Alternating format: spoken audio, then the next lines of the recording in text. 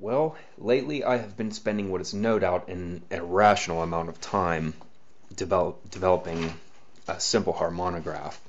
And I have an upcoming video that will show you how you can make a very simple model that can enable you to do some of these drawings.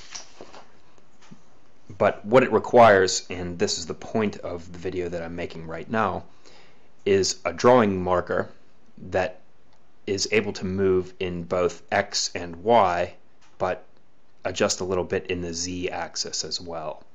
And that's pretty much fundamental to every drawing machine that I've come up with thus far, so that is the point of this video. I hope you find it interesting. I am going to be using an ultrafine Sharpie. Why ultrafine Sharpie? Because it only requires its own weight to draw. Hopefully you have an old Sharpie laying around, because this requires a cap to be sacrificed.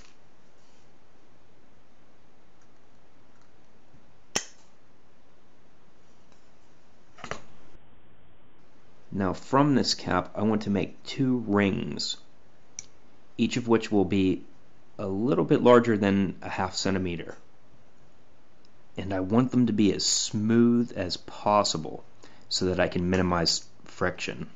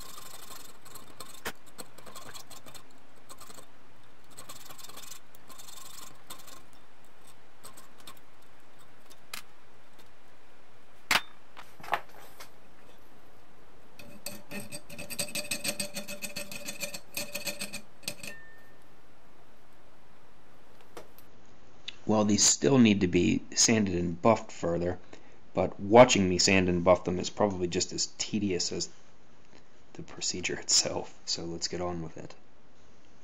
When you're all done with them, one ring will fit down about 1.5 inches from the top of the pen, and the second ring goes on right to there. Now the next thing you need is a tube whose inside diameter is just about the same as the outside diameter of the rings we just made. I'm using a piece of water line, but if you don't have this or you can't find it, there are substitutes to be found. The inside of this marker, if you cut it away, is just about perfect. Now I prefer this PVC pipe because its outside diameter is just the right size so that it's a snug fit with a 5/8 drill bit. I think this is a pretty simple apparatus to construct, and what it enables us to do is record all of the motion that whatever drawing apparatus we make creates with respect to the X and Y axis, and it's not really bothered by any fluctuations in or along the Z axis, at least reasonable ones. If it goes up above this plastic grommet, then obviously it fails, but I found that it's pretty flexible and has been working well for some of the drawing machines that I hope to share with you in the near future.